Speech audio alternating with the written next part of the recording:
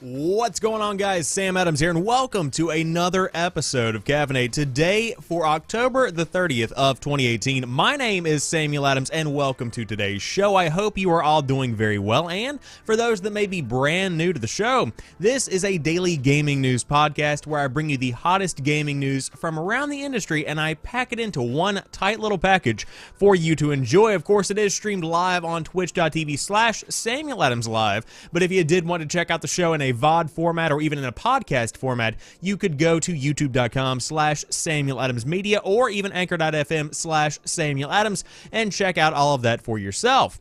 Pretty good time. But of course, the question that we always have to address here is, what exactly are we going to be talking about today?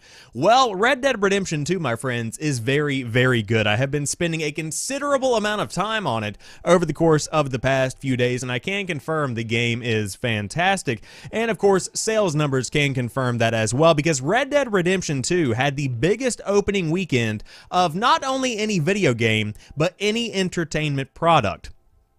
Again, Red Dead Redemption 2 had the biggest opening weekend of any entertainment product. Overall, pretty impressive. We will dive into that some more. On top of that, its HDR mode, however, seems to serve no real purpose according to Eurogamer, and we will talk about that in a bit. On top of Apple's new iPad Pro being a competitor with the Xbox One S, PlayStation 4 sales are skyrocketing. The Nintendo Switch has passed its previous Nintendo console, if you will, not the Wii, but one that is almost as important in terms of sales. Dante's Inferno is included amongst the other Xbox Live games with gold for November. Super Smash Bros. Ultimate has a Nintendo Direct coming tomorrow. We will talk about that, or excuse me, coming Thursday. I don't know what day it is, but it is going to be coming later on this week. And on top of that, Snoop Dogg is getting Spyro's trilogy delivered to him via a Spyro drone that breathes fire. I thought we would go ahead and end with that, because why the hell not, my friends? Why the hell not? So, without further ado, again, I welcome you to today's show, and let's go ahead and dive into the news.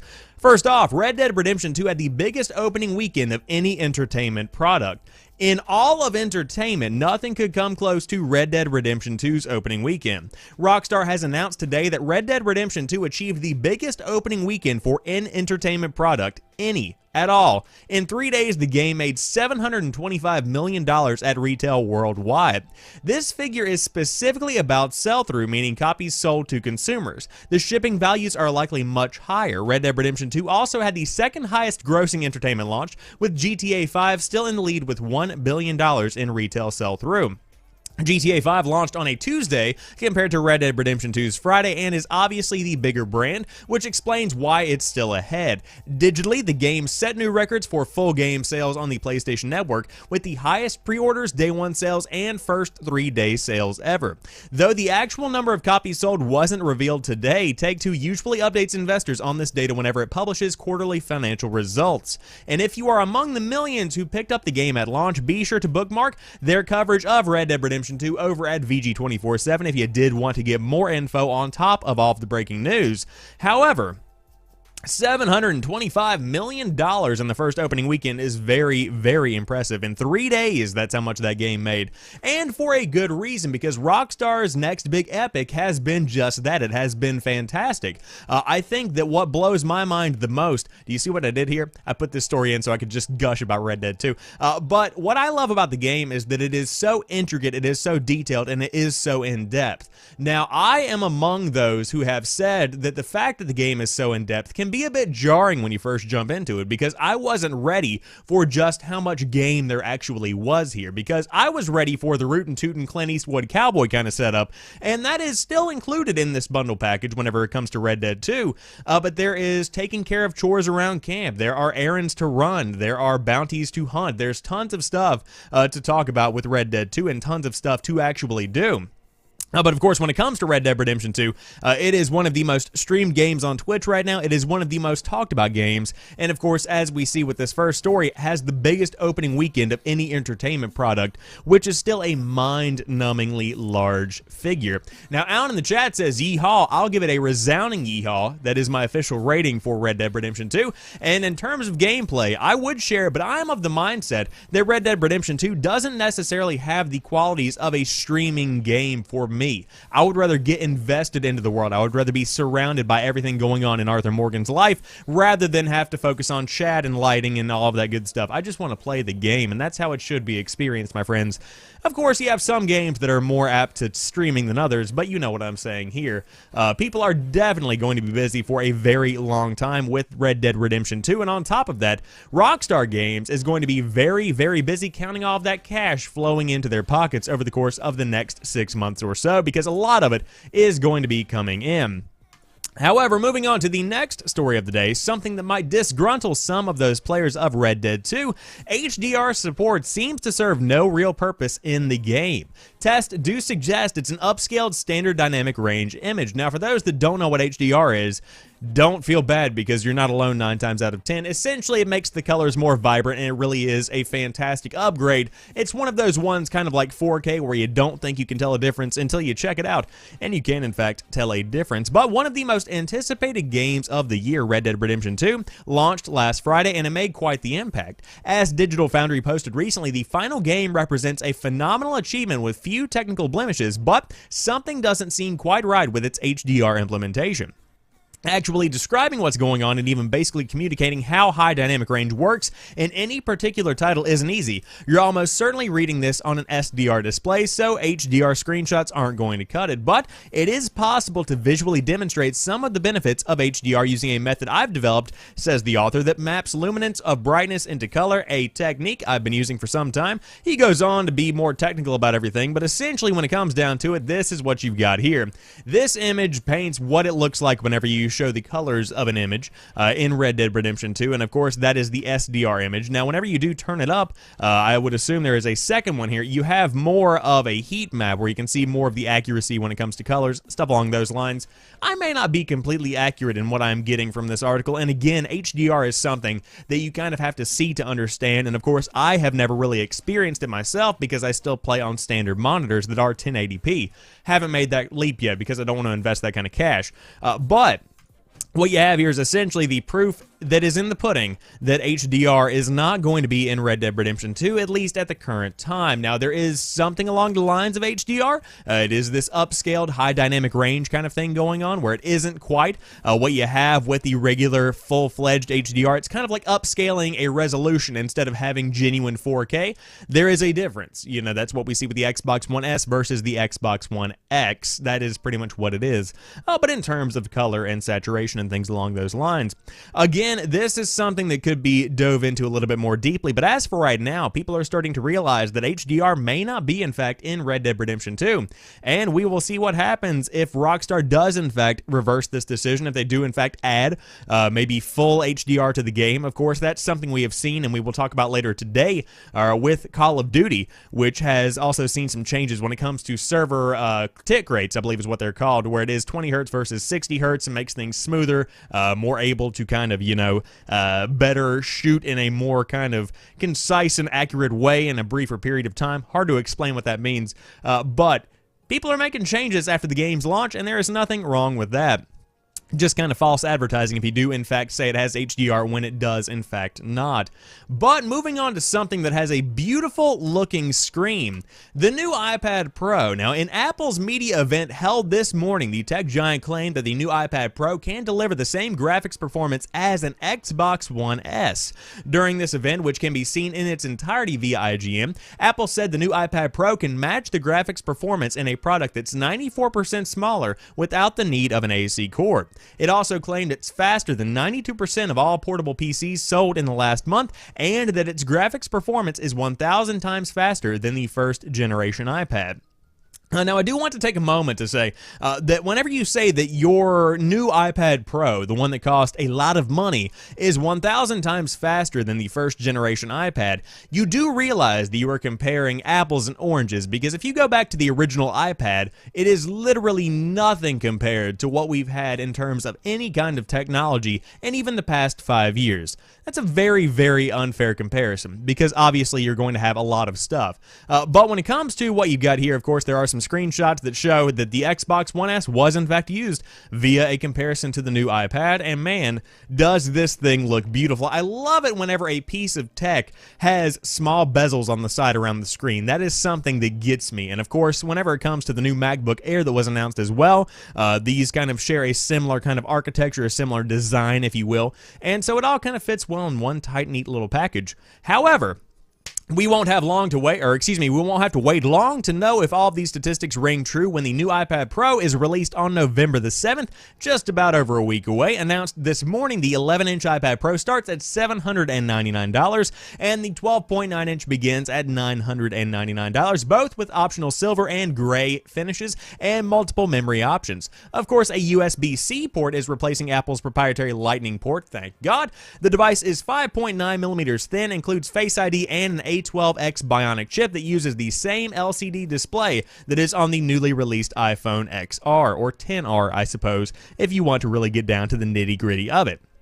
Now, I will say that in terms of the iPad Pro, you are not going to be buying one of these exclusively to see games on them. You are not going to be buying this as a gaming device. No one is going to be buying the iPad Pro to play video games on it necessarily. It's kind of one of those things where it can be an e-reader. It can be something that you do general processing on. It can be something you take notes on if you're in college or school. It can be something you watch Netflix on. And on top of all these things, you do in fact use it to play games occasionally, sometimes, if you were into that kind of thing.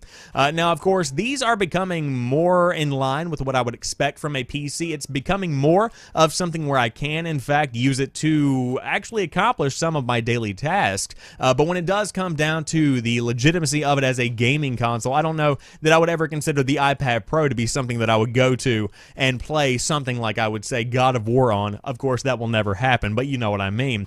I would never go to it and play something that is even a multi-platform game like an Assassin's Creed or something like a Call of Duty. I would never go there. But I would also go to the Xbox One if I did have to choose. Now, PlayStation 4, where it's at all the way. PC, also a fantastic option, but for those that might be on the go, or for those that might have to choose one specific device, the iPad Pro could be up your alley, depending on how much money you are willing to drop. Again, the 11-inch does begin at $799, and the 12.9 begins at $999, sitting right there at that $1,000 mark.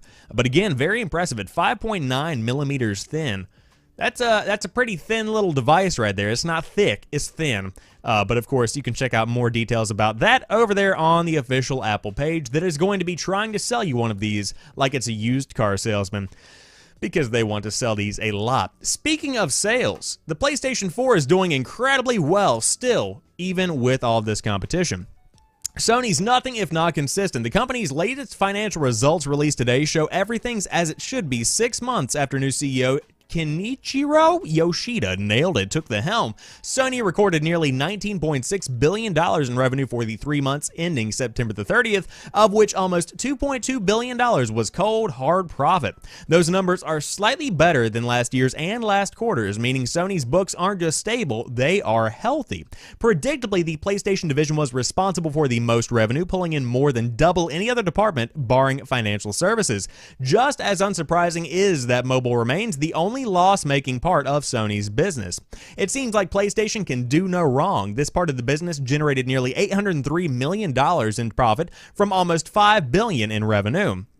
Earlier this year, Sony's gaming chief, John Codera, predicted that the PS4 was reaching its saturation point, and it was only natural that console sales would begin to decline. For yet another quarter, this prophecy has yet to come true. In fact, 3.9 million PS4s were sold over the 3-month period, which is more than in either of the 2 preceding quarters. On top of all those console sales, 75.1 million games were purchased, first-party title Marvel's Spider-Man accounting for 3.3 million, the majority being digital downloads rather than physical copies. It's been the best quarter for game sales in recent history, except for last year's holiday period. PlayStation Plus subscriptions are at a record high too. Sony finished September with 34.3 million subscribers, up from 33.9 million last quarter and 34.2 million 6 months prior. I would say to insert here that it's probably because of the large amount of multiplayer games coming out. Seems to be a pretty direct correlation there. But with such strong numbers, Sony has increased its predicted takings over the holiday period too. Naturally, the company expects to sell even more consoles, games, and PlayStation Plus subscriptions, not to mention that sales of high-profile titles like Call of Duty Black Ops 4, Red Dead Redemption 2, and Assassin's Creed Odyssey won't have made their impact known until next quarter's results. Before the end of 2018, Battlefield 5 will have launched too, as well as the retro PlayStation Classic mini console, which is bound to be on millions of Christmas wish lists. Aside from PlayStation, they go into deeper, news about the movie side of Sony, all of that good stuff. But essentially, when it comes down to it, Sony is doing very, very, very well. And it seems like John Codera was a bit wrong when he said that PlayStation 4 would be slowing down throughout 2018. Seems to not actually be happening. Now, of course, you could probably hypothesize and try and figure out why this is happening in the same way that it is, but I would say, personally, in my experience, the reason that more PlayStations are being sold right now is because people are finally seeing that there is a reason to upgrade to a Pro, or even to replace their day one console or their early generation console if it starts to make loud noises. For instance, in my own personal case, earlier this year, I had a launch day PlayStation 4. It wasn't special or anything along those lines. I had upgraded the hard drive in it, which I took out and kept that 1 terabyte for myself. But I put the other, 500 gig back in. But the reason that I did upgrade is because it was making a strange noise. It sounded like a jet airliner taking off whenever I was playing God of War. And of course, the PlayStation 4 Pro does afford a couple of new features, like the choice between 4K 30 FPS or 1080p 60 FPS in games like God of War. And of course, everything runs a bit more smooth, or a bit smoother, I suppose I should say, when it comes to the PlayStation 4 Pro. But we will see if PlayStation does in fact continue this upward swing. I think it's doing very well, and I cannot wait to see where it is this time next year, or if we are already talking about a PlayStation 5, which I do believe we are going to be discussing at this point next year. But a question in the chat, Alan says, speaking of Battlefield 5, how do you think it will do whenever it launches sales-wise? I think that it will do fine, considering that the date was moved. If it had launched in the middle of October, I do not think the game would be doing well at all. I think that it would be kind of brushed under the rug and kind of shifted into everything else that was happening. However, right around the time that it does launch, it's in time for the holiday sales season, so people can get it up underneath those Christmas trees by the time the holiday season does roll around.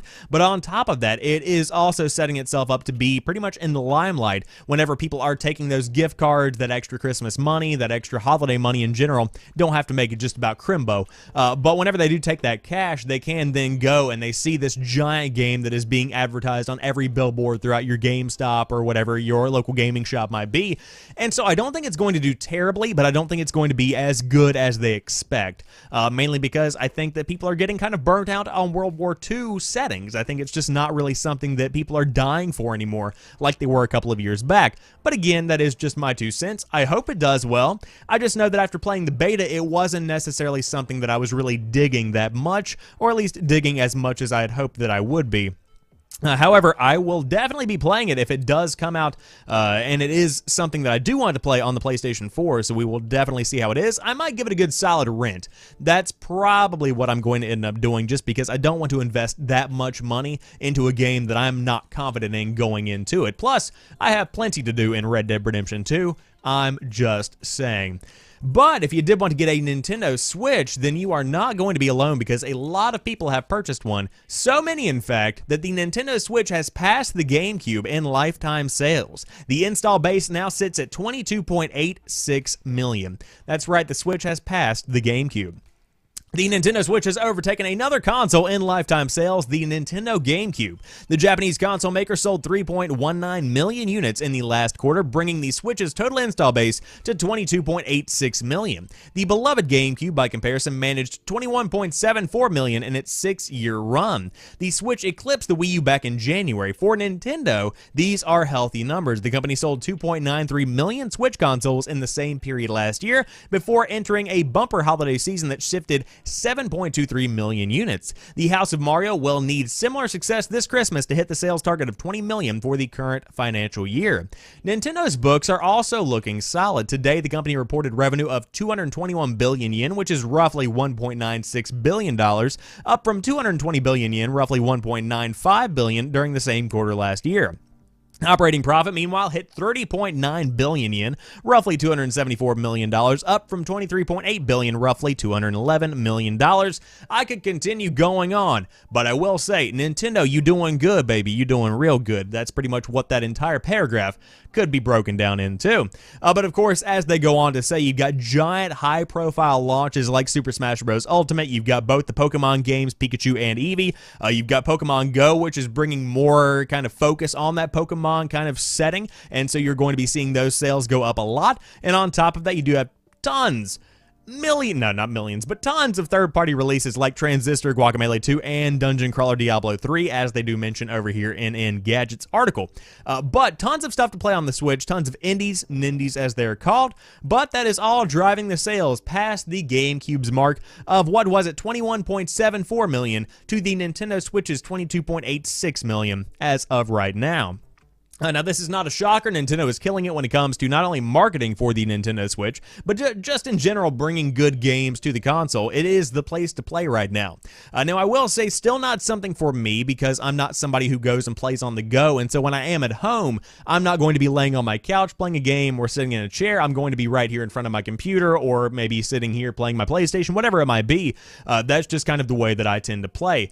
However, totally understand why the Switch is doing so well, because it is a fantastic experience when I have sat down and played one. But I am happy for Nintendo that they have made a comeback because, again, and I love to mention this when I can, it was just a few years ago that we were all saying that Nintendo should just sell the rights to their specific IP and just go ahead and release Mario on stuff like the PlayStation and the Xbox and give up making consoles. That is how bad things were coming out of the Wii U generation. That is how bad it was. Now we have this giant, Nintendo Switch passing GameCube, Wii U. It's been blowing stuff out of the water right now. And so I wouldn't be shocked to see this thing end up doing better than maybe even the Wii whenever it comes down to it. Like when it comes to lifetime sales, once everything has been counted and everything is done, I wouldn't be shocked in the slightest to see that become a reality. But we will see what happens as time goes on, and I will love to see these holiday sales numbers when they do come in. However, we have talked about sales a lot today. We have talked about tons and tons of sales, but let's talk about some things that may be free for you. If you do have some Xbox Live Gold, we have the Xbox Live Gold lineup for November if you do have an Xbox One. And it looks like it's an okay month. Not bad, not great, just kind of there. Dante's Inferno was quite a divisive game when it launched in 2010. Some people believed it spit on the legacy of a classic piece of literature, and others were taken by how creatively weird Visceral's vision of hell was. It also copied the God of War formula, so at least it was aspiring to greatness. To back up, not this God of War, the one that everybody talks about now, the old like God of War 1, 2, and 3 kind of hack and slash, just blow things up in a giant cinematic kind of way. That's what Dante's Inferno is, but I digress. I've never personally played it, says the author, but even I have to praise a developer willing to take one of the most well-known pieces of fiction ever written and tinker around with it. You, yes you, will be able to grab Dante's Inferno next month if you are an Xbox Live Gold member. With it being backwards compatible on the Xbox One, you truly have no reason to skip over it this time. As for other games, I guess someone will be happy. I don't know why you would want to return to the original Assassin's Creed when Odyssey is out now. Blasphemy, son. The original Assassin's Creed is very good, and I can't see anyone bothering with Battlefield 1 when 5 is right around the corner. Blasphemy, son, yet again. Fantastic game, if I do say so myself. But if you did want to pick up the games, again, on the Xbox One, you have Battlefield 1 from November the 1st to the 30th for the entire month. And on top of that, Race the Sun, a pretty cool game that is very much so a mellow, laid-back, trying to avoid running into a wall with a constantly moving platform below you kind of thing. Think Temple Run, but with a plane. From November 16th until December the 15th, just a few days before Crimbo. But on top of that, the Xbox 360 players do get Assassin's Creed and Dante's Inferno. Assassin's Creed from the 1st to the 15th of November, and Dante's Inferno rounding out the month from the 16th until the 30th. And again, both of those are backwards compatible, as every new Xbox One or Xbox Live Gold backwards compatible game is, or you know what I mean.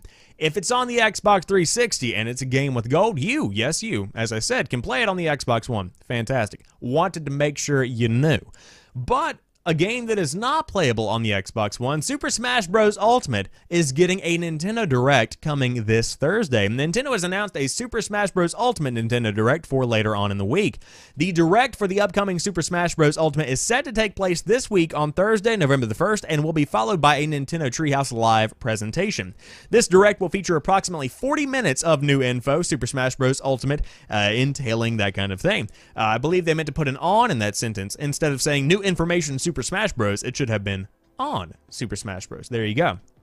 But again, if you did want to watch it, it kicks off at 7 a.m. Pacific Time, 10 a.m. Eastern Time, or 3 p.m. BST, in addition to 4 p.m. CEST. And as mentioned, a Nintendo Treehouse Live will start after the Direct ends. It will feature gameplay of Smash Bros. Ultimate, Pokemon Let's Go, Pikachu, and Eevee. On top of that, Yoshi's Crafted World and Diablo 3 Eternal Edition. I believe it's the Eternal Collection, if I remember correctly, if you did want to check that out as well. And Super Smash Bros. Ultimate was announced at E3 2018 and has been built from the ground up, including every character that has appeared in the series to date, along with a ton of various stages if you did want to check that out.